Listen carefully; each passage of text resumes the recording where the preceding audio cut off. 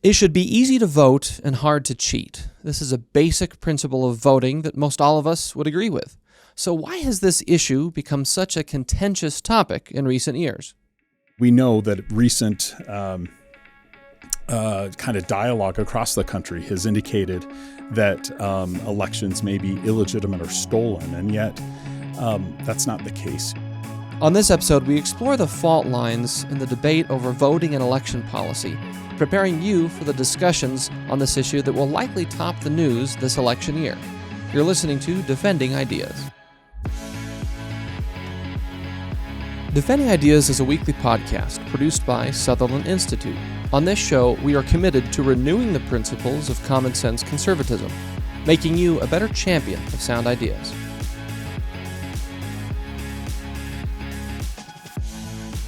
Welcome back to another episode of Defending Ideas. I'm your host, Nic Dunn. And this week we're talking about elections, because how we cast a vote for our elected representatives at the local, state, and national level is one of the most important parts about what it means to be an American. So we're talking with a couple experts about election policy, election security in the state of Utah and beyond. I'm pleased to introduce our guests, Justin Jones, who's the Executive Director of the Gary R. Herbert Institute for Public Policy at Utah Valley University, and Derek Monson, who's the Chief Growth Officer for us here at Sutherland Institute, where he also oversees our policy team. Justin and Derek, thank you both so much for being with us on Defending Ideas. Thanks, Nick. Glad to be here. Happy to be here. So I want to start off with, whenever we get into conversations about elections and election policy, there's something that's always on my mind over the past 4 years, and it's this phrase that I've heard said very often from various elected officials, and it's that it should be easy to vote and hard to cheat. I want to start by asking both of you, is that the right principle with which we should approach any election policy conversation? Is it really that simple? And if so, are we measuring up to that as a state and a nation, or are there any other ways we ought to frame how we approach elections issues? Well, I think as a way of framing it and approaching the policy of it, it makes sense, right? It's a straightforward, understandable way that has a good balance to it. Elections and voting is complicated and nuanced when you talk about administering voting and how you collect votes and when you count and when you announce. So there's lots of layers to that, right? So it's not that you're going to have one thing that solves all of those issues, but you do need a principle and a way of approaching it. And from that standpoint, easy to vote, hard to cheat is a good one. Yeah, I would agree. In fact, I think the access to the ballot needs to be easy. Citizens who qualify to vote should be easily able to express their opinion on who should represent them or what position they should take on any given issue. And we know that recent kind of dialogue across the country has indicated that elections may be illegitimate or stolen, and yet that's not the case here in Utah. And I think it's important for people to understand there is a difference in the way we've done things here in Utah as in other states. But I can speak about Utah because that's what we know.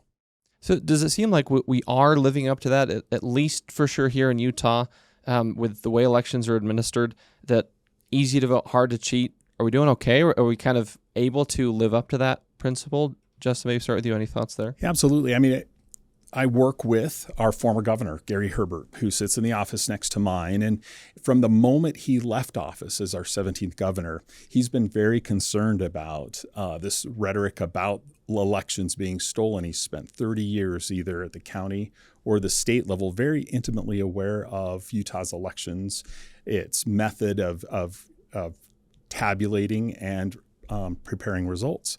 And he's seen it in a real way. So he's asked us as staff, both our undergraduate interns and faculty, to take a look at it. We visited our Utah County polling office. We've looked through and watched their process, and really we're impressed with the precautions and the efforts that are taken to make it credible. And the fact is, we feel like through our evaluation that they are.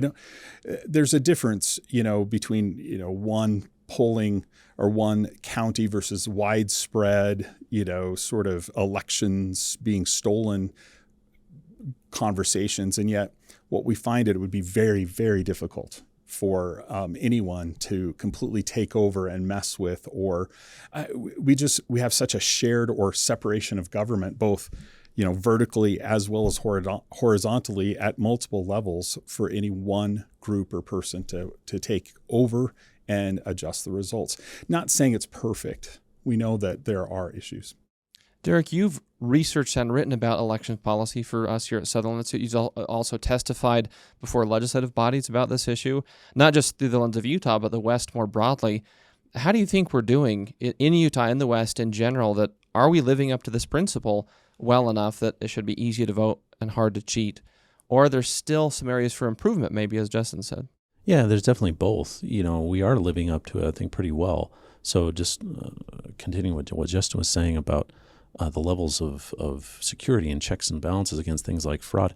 When we looked into it a few years ago, and so there's been more added to this since then, we found more than 20 individual layers of security that are going on, between checking signatures, verifying signatures, giving unique identity numbers to each ballot, and checking those each time electronically as it goes through the system to avoid, same person voting multiple times, to things like keeping our ballots clean through processes that remove people who've moved out of the state or who have passed away. I do a good job of making it very hard to cheat. And on the easy to vote side, here in Utah, we're a primarily vote by mail state. Part of the law is to maintain voting centers if you want to vote in person, and so people are able to do that if that's how they want to vote. But it's hard to get easier, really, than having a ballot mailed to you, and you have several weeks to turn it in, because we also have early voting. And you can do that by mail. You can do it with a drop box. You can go into a voting center yourself and hand it in. So, yeah, I think Utah in particular is doing really well. And the West, generally speaking, is doing well. A lot of the same security measures in particular that exist in Utah exist across the nation. Now, not every state does vote by mail. Most states do some form of early voting. And so, there's maybe there's a debate to be had there as whether we're making it easy that we could be, and certainly if you want to do vote by mail, there's a right way and a not right way to do it.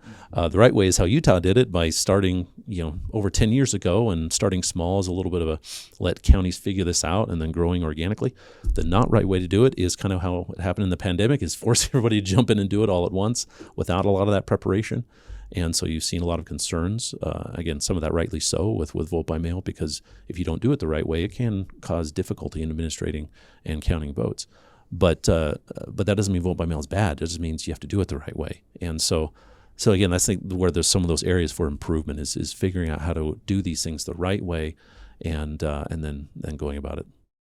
You both have talked about Utah as being an example of sorts. That, as you said, Derek, there's a lot of these security measures that we have here in Utah are replicated across many states. But I want to ask about if there's anything unique about Utah. Maybe a better way to phrase it is, for a Utah voter, how should we feel about elections here in Utah? And what data do we have that says here's how Utahns actually do feel? Are elections trusted in Utah? Maybe Derek, start with you there. What's your sense of how Utahns feel about our elections here, and if it's warranted that, yes, we should be able to trust our elections here in Utah? Yeah, I'm going to start with the second part first. So I think one thing Utah is doing is we're kind of on the cutting edge of election security and integrity, I believe. So when you look at measures like with drop boxes, Utah recently enacted a law saying that those have to be monitored by video surveillance. That's not something every state has, and there's some people who debate whether it's even necessary. But again, as a matter of saying to voters, this is a secure way of voting, Utah is there. They're also doing things with vote by mail to ensure that you can track your ballot through the process. We already have text notification, but they're wanting to attach things like add a photo to that, so you get to see how your ballot, and you can see it hasn't been tampered with. It's still in the envelope when it goes through the mail and then arrives at the voting center. Things like that, just to reassure voters that things are okay and we're doing this the right way. And if there is something wrong, that you know what the flags are. Maybe you don't get a picture of your vote, right, or of your ballot. Then you can say, hey, what's going on? And I think that then comes out, again, to the first part of the question, what people think here in Utah about how elections are. So, we did a poll a few months ago asking people about vote by mail specifically, because that's the primary way that people vote, and asked them, do you believe that is a secure way of voting? And by a 72% in favor kind of clip, Utahns and likely voters specifically said, yeah, we think it's a secure way of voting. A similar, actually even higher number, said they thought it produced fair outcomes, and that votes are counted accurately in their vote by mail. So there is, in different ways of formulating a similar question about, do you have confidence in the system? Broad majorities say yes. And again, I think, the way Utah has kept itself out on the edge of improving security probably reassures voters, and you see that coming out in data. And I'd only add that I think that there's this national rhetoric, kind of this national conversation about this. And then when you actually ask people locally about their local elections, their local ballot or county clerk, they feel differently. So there's a true disconnect, and that's appropriate. We don't know a lot of the details about how elections or votes are tabulated and secured. But we do know here, two people pick up those ballot boxes, the ballots out of each of those drop boxes. They are together when they walk into the ballot counting facility, and two people are always in there together with cameras, things like that. That there isn't a connection from the ballot counting machine to the World Wide Web for potential hacking. That those things are secure in every step with duplicate eyes watching. But then the invitation from many county clerks, all of them virtually, will let you come in and see. And I know for us and my team, my students and I, when we went, we left significantly more comfortable with the process of knowing where my ballot went when I dropped it in the box, how it was picked up and how it was counted. And that just removed for me any connection to this broader national discussion. I want to get into why this issue is so contentious these days. And I think it's clear to any of us in this conversation or watching, of course, that in the last few years, this has become a big point of debate, primarily since the 2020 election, with all the controversy surrounding that. And I want to read an excerpt of a quote from Yuval Levin. He's a scholar at the American Enterprise Institute, and he's done a lot of work and research on elections issues as well. And this is from an excerpt. We'll include the link in the show notes. This is from a discussion that Yuval Levin had with Sutherland's president CEO Rick Larson right after the 2020 election as kind of a post-election analysis. So this was in November 2020, so days after that election. And according to Yuval Levin, he says, "I think people turning out to vote is a good thing. And this looks to have been the highest turnout election in maybe our history, at least since we started measuring it in terms of turnout about 120 years ago. That's significant. I also think that this was an extremely complicated election logistically because of the pandemic, and it seems to have been run pretty well. And look, I don't think there was massive fraud in this election." So that quote from Yuval, Derek, I want to go to you first. That, again, that's in the days immediately after the election, so kind of just that first look, saying that, look, there were a lot of variables that were different this election because of the effect of the pandemic. And he's saying that the evidence shows that this was run pretty well to the point that there was not massive fraud in the election. Am I right in thinking that doesn't mean that, as you said, doesn't mean that everything was run perfectly? There still can be a lot of ways to improve, especially for those states who got into vote by mail that don't have the long history that Utah did. What's your reaction to what Yuval is saying, and how should that inform discussions moving forward about where we still can improve things like vote by mail, especially in states that haven't done it for a very long time? Yeah, I think there are multiple layers to viewing elections. One is just the substance of what's happening administratively, and that gets into things like fraud. Is there actually fraud there? And this gets back to what I was saying earlier, that most states have a lot of the same security measures. Voter fraud is not really something that is a broad issue, at least based on evidence, right? There are accusations, and sometimes there are even attempts, but there really hasn't been a significant, broad, kind of executed mass voter fraud that's been successful anywhere in the United States. But there's that substance, but then there's the perception. And in some areas of public policy, the perception is just as important as the substance. And elections is one of those, because we need to be able to feel and believe that our elections are producing legitimate outcomes. And if you don't believe that, and that becomes a broad belief, then what's actually happening can just be trumped by that perception issue. And so I think that's where a lot of the debate is happening, right, is around things that we perceive to be the case or not the case. People believe fraud is a possibility. The data says it's not. It's not a likely issue happening anywhere. But we need to account for those perception problems, and that's where things like what Utah in particular is trying to do. Again, videos on Dropboxes, getting texts every time your vote going through the mail system, with every step of the way, so you can see what's going on, and just being transparent about it. That's another thing, right? You can count votes in a way that makes people wonder what's going on, or you can count votes in a way that leads people to say, "Oh, okay, I get it, I understand now." Things like going and touring your voting facility, like county clerks do here.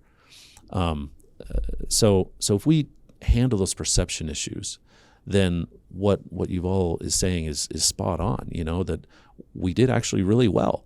We just have to persuade people that is the case. I want to get into more of that, this idea of there are misperceptions out there, because it seems to me that they break down a little bit differently along partisan or ideological lines, that folks on the left versus folks on the right have different kinds of concerns around our elections. We need to take a quick break, but when we get back into that, I want to talk through that. What are the differences on kind of left and right versus how people perceive elections? And again, come back to what can we do moving forward to improve things. So we're going to take a quick break and continue the conversation about election policy with Justin Jones from the Herbert Institute at UVU and Derek Monson, our Chief Growth Officer here at Sutherland. This is Defending Ideas. We'll be right back.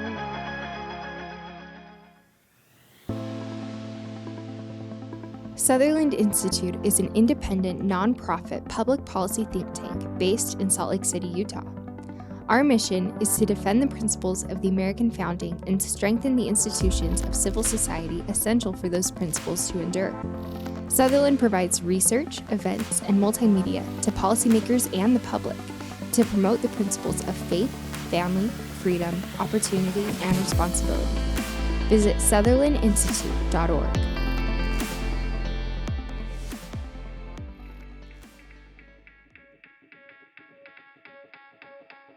Welcome back to Defending Ideas. I'm Nic Dunn, and we're talking about election policy, and we're going to continue that conversation with Justin Jones and Derek Monson about reforms that can help make elections more trusted and more trustworthy, and to ensure that when you cast your ballot, you feel confident that it's going to who you voted for, that our elections are run fairly and securely. We want to continue that conversation, but first want to mention, if you enjoy what you're hearing today, please visit defendingideas.org.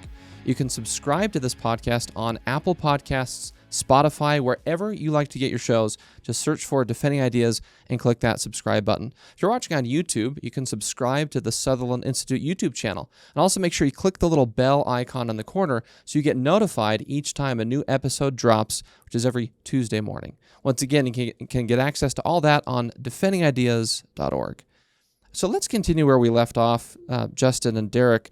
I want to get into this idea of folks with different ideologies seem to view this issue in different ways. And sound election policy should not be a partisan issue, but it kind of feels like a partisan issue these days. So I want to explore that a little bit. And I think there's a perception out there that going back to that sort of very simplified principle of it should be easy to vote and hard to cheat, it seems like a lot of folks on the left focus a little more on the first part. It should be easy to vote. And a lot of folks on the right focus a little more on the second part. It should be hard to cheat. Is that the right sort of breakdown? Are there other things we're missing? I guess if there is sort of a partisan breakdown of how folks view election policy, what does that breakdown look like, and why do you think it exists? I fundamentally believe that both sides want the same thing, which is a safe and secure election. And I agree. And in fact, I think you would speak to either side and say, the left would want that access or ease. And yet I don't think that people from the right want to complicate it, although some may seem that they do. I do think that there needs to be a process. I think that it needs to be well thought out and well managed in going to the ballot. I think it should be easy for people to go and express their opinion or their vote and cast their vote. And I think there are some basic principles to that. But fundamentally, we're fortunate to have reviewed the processes, and by and large, they are good here in Utah and in other Western states. And the fact is, we do have a safe and secure system. Are there issues? Yes, but they're rare, and I think we'd call upon elections officials to be very transparent when there are issues. Derek, is there a red-blue divide, and if so, what's causing it, and maybe how do we fix it too? Yeah, I think there is something of a divide there, and honestly, in a lot of times throughout our nation's history, there has been a similar kind of partisan divide, and a lot of it gets driven by perceptions of electoral advantage.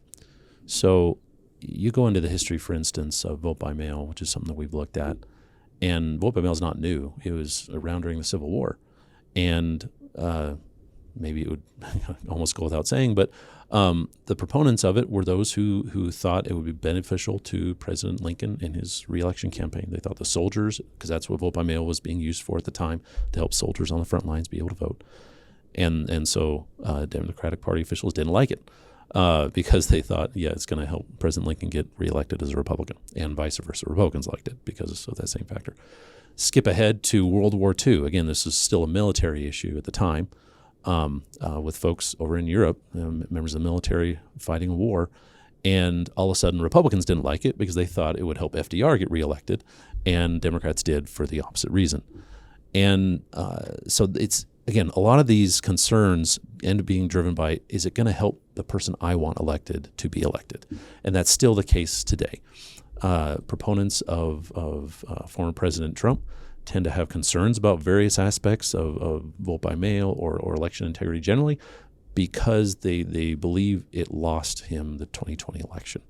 The evidence of that is not very strong, but that doesn't matter, right? That's the point. Is it's about perceptions of electoral advantage, and in particular things like vote by mail. The interesting thing is when you actually examine, does it provide any electoral advantage based on partisan outcomes? The answer is no. It really just doesn't. It might elevate some of the current partisan dynamics in a given area.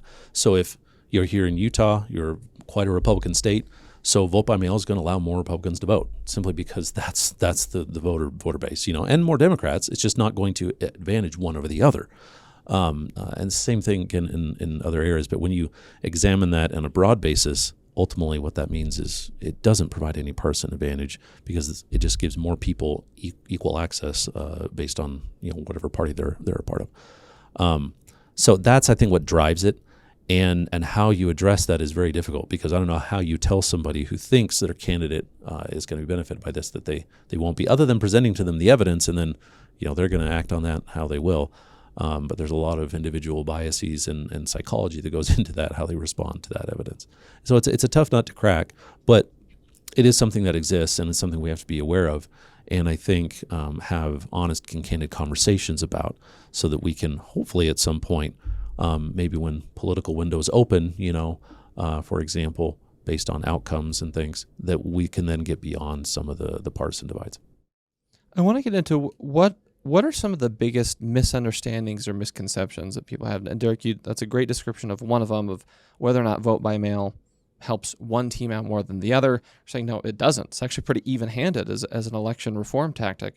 Are there other things that are floated out there that are just wrong in the data? And can we use that to say, look, these concerns, maybe they're driven by perception or driven by politics, but they're not well-founded in how elections are actually administered? But then let's pivot to where are some areas we actually still can make substantive improvements, almost to where if there are any folks who are questioning about whether or not our elections are run well enough, where, well, they could have a point in that, here are some areas where we can improve. So first, what are the biggest misconceptions that we need to make sure still get addressed? I would say that this whole conversation about whether the elections were stolen in 2020 or, World War II, Civil War, Hillary Clinton or previous presidential elections, both sides have claimed this. I think what it does is it really disaffects our youth. College students at Utah Valley University and across the state have expressed just sort of discouragement and doubt about whether they should even participate and vote. And I would say, if anything, if there's something on the negative side of this, it is sort of disenfranchising the next generation. The fact is, we need them. We need everyone who wants to vote and is registered to vote to show up.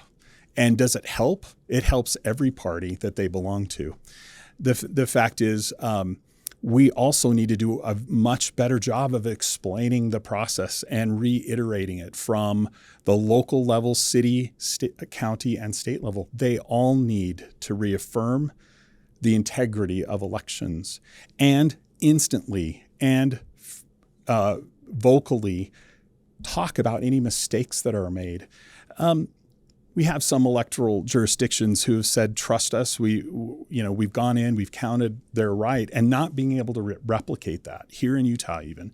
That does not engender trust, does not demonstrate transparency. And if we can't replicate it, then is it true? We don't know. I think there's a lot we can do in that, both with transparency and engendering trust. And continuing the conversation that the elections were stolen when we have proven, in fact, certainly in Utah, that they have not, doesn't benefit. Sounds like a little bit of trust but verify. Yes, in a way, absolutely. that channels from Ronald Reagan into election policy, right? I love that. Derek, any thoughts here? What is there a big thing that you keep hearing that you just want to set the record straight to say this misconception or this misunderstanding about election policy, election security is not accurate?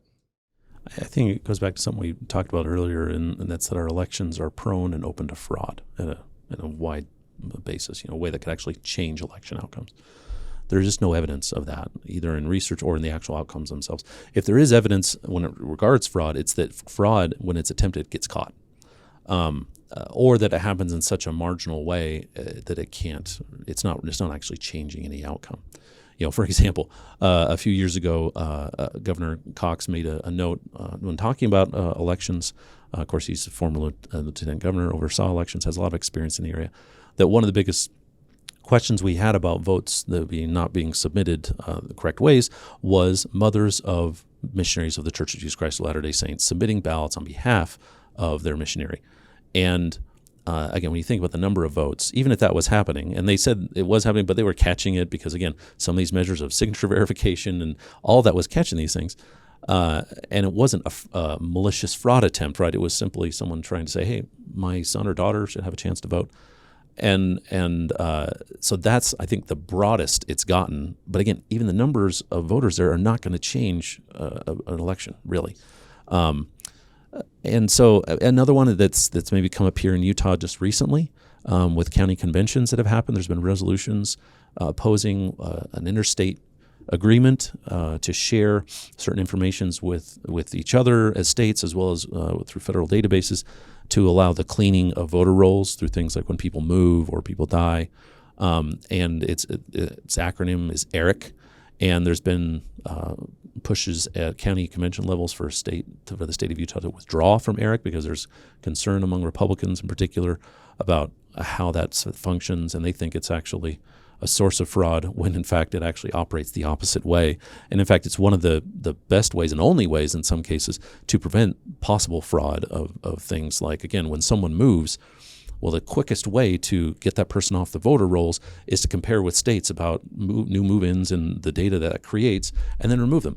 And that's what ERIC does. And so if you got rid of ERIC, now all of a sudden there's actually a higher level of fraudulent potential going on when you send out votes to people who have moved. And so it's, again, when you actually look at the facts, fraud is not happening, and the measures we have in place are some of the things that those most concerned about fraud seem to target. And so it's kind of backwards, and that's something that we need to, again, get facts, get sound reasoning out there, and I think those who kind of have those concerns tend to be on the margins, even among the party themselves. Again, these are happening at Republican Party conventions, but that's not necessarily representative of the Republican Party broadly. Again, when you look at the survey data I mentioned earlier, even by partisan breakdown, that there's a broad agreement that Utah's elections are accurate, fair, and trustworthy. But it still is an issue that could gain momentum if we don't talk about it, if we don't get information out there and kind of have a candid but calm discussion over the facts and the realities of elections. In the couple of minutes that we have left, what if you had to pick one thing to say that this would be a great election policy reform that Utah should consider or other states should consider to this idea of continuous improvement? How do we continue ensuring that our elections are even better each election after the next? Is there one thing that comes to mind that this would be a great reform we should look at? Maybe Justin. The first thing that comes to mind are our rural counties. And the fact that the election judge or the clerk basically is also running HR and payroll and they hold all these hats, and then suddenly they're once a year when there's a municipal or primary election, they're suddenly election experts. We've seen a massive amount of turnover in those positions because people have been horribly unkind and have felt threatened. I think if anything, we could support those election staff if we could, as a community, thank them and understand what they're going through. I think the rural counties need some additional support for this. If we want to continue using the systems which we have built in Utah that we know are good, they're not perfect, but they're very good. Derek, what's a big thing that comes to your mind as far as a good election policy reform we should consider? I think it's related to what Justin was saying, this how we support election administrators. In particular, there have been in recent years death threats against folks who just are there to count votes and make sure our civic institution of voting functions well. And that's not why they signed up, right? I mean, they signed up for that job because, well, for a variety of reasons, I suppose, but it was not for the controversy of it, right? That was not any interest they had. And that leads to a lot of the turnover. And so one thing that we don't do very well anywhere in the country, really, is how we treat those kinds of threats against election officials. If that was a threat against, say, a member of Congress or the president, the FBI would be on them. And do we need to get the FBI involved at a local level? I'm not saying that, but we do need to have something that says if that kind of threat comes in, we need to take it seriously and reassure the election administrator we're going after that, and we're making sure that so whether we need to change the penalties or make sure it's actually a crime as opposed to something that's like, oh, you shouldn't do that, and that's all we do. Reforming how we respond to threats against election administrators, because ultimately that's a threat against the fundamental institution of our republic and our American democracy, which is voting. That's how we self-govern, is electing representatives. And so any threat against that ought to be taken very seriously. So coming back to close this out, this idea of trust in an institution, in this case, how we vote is one of the most essential institutions for all of us as Americans, because it's our civic engagement. It's how we facilitate the peaceful transfer of power. And all of this is in the context of a joint event our two organizations are doing on May 7th, a forum to talk about election trust. I want to ask you both, what do you hope to see from that event? What do you hope that event and similar conversations like this can lead to in this election year and beyond? Well, Derek and I, as well as other members of the election world here in Utah, have been participating for the last year or so in some convenings around the Western United States to evaluate and put together some basic principles for election integrity. We've realized in our last gathering in Washington, D.C. with Johns Hopkins Agora Institute that people who weren't at the table were the media and the press. So we'd like to focus a little bit on that and give our local media, the press and the community some talking points or understanding, but then also reinforce to elected officials across the state the actions and the policies and the things that have taken place to help shore up our election integrity and to really continue the conversation. Because I think ultimately the more we talk about our elections in a good way that reinforce the good things about our process, the better we'll be. Yeah, I think I would just add that a major purpose, in addition to what Justin's said, is to have some real candid discussions on policy grounded in facts and sound reasoning that kind of get above and beyond the partisan or electoral talking points that oftentimes drive public either public coverage or public understanding of election policies. So, getting into some of these weeds of how votes are counted or how it's covered by the media or how we support or don't support election administrators and getting something from that, some substantive things that we can take action on to help ensure that our elections are trustworthy among the public and are trusted and understood for what they're doing well at the same time. Well, Derek Monson with us here at Sutherland Institute and Justin Jones with the Herbert Institute, thank you both for spending some time with us. There will be many conversations about this in the coming months, of course, because it's such an important issue. But appreciate both of you sharing your time and expertise with our listeners here on Defending Ideas. Thank you. Thank you for having us. Glad to be here. Thank you. We're going to take one final break before we leave you with a couple final talking points. This is Defending Ideas. We'll be right back. Sometimes it's hard to keep up with the latest policy debate that affects your life. The solution? Subscribe to Sutherland Institute's weekly newsletter, where you'll find in-depth insights from seasoned policy experts, compelling multimedia, and advance notice of special events. Visit sutherlandinstitute.org. Welcome back to Defending Ideas. Before we go, there's a few notes that I captured from our conversation that I think can help each of us in the discussions I'm sure we're all going to have about the election this year, and specifically about how we vote, how those votes are counted, and to make sure that we all feel secure in the way we cast our ballot for our elected representatives. There are really two things I think we need to remember if we end up in a debate or discussion about this topic. Number one, always start from a place of broad unifying principle. As for me, I like the one we started out this episode with, this idea that it should be easy to vote and hard to cheat. It's simple and memorable, but it also brings a lot of clarity to the issue because voter access to the ballot and security of the ballot box and afterward addresses a lot of the concerns that have been floated out there in recent years. So it's a good unifying principle, a good place to start. Then what we can do is make sure that we apply that principle to the debate. So any policy idea that you hear about or even that you're articulating about a way to reform voting or election policy, weigh it against that principle, remembering both parts of it, access to the ballot box and security of the ballot box. I think that'll help a lot of our conversations be more grounded in this guiding value of how we vote. And that's really important for each of us as voters and for our country as a whole. The second takeaway is to make sure that we're relying on good overall evidence of what actually occurs when people go to vote and how those votes are counted. Sometimes it's easy in these kinds of contentious issues to get sucked into individual sensational stories or anecdotes, but we really need to make sure that we're focusing on the overall breadth of evidence on these kinds of questions, because that's what's going to inform good policy and will help put a lot of our questions to rest, a lot of our fears at ease, and put us on better footing to actually make substantive reforms that can improve this whole process moving forward. Well, we hope you've enjoyed this episode and that you feel better equipped to defend some of the ideas we talked about today. If you liked what you heard, please subscribe to Defending Ideas on Apple Podcasts, Spotify, wherever you like to listen. Just search for Defending Ideas and click subscribe. If you're watching on YouTube, you can subscribe to the Sutherland Institute YouTube channel, and also make sure you click the little bell icon in the corner so you can get notified each time a new episode drops every Tuesday morning. You can find access to all of that and more at defendingideas.org. If you want to support the broad work of Sutherland Institute, you can also visit sutherlandinstitute.org/donate.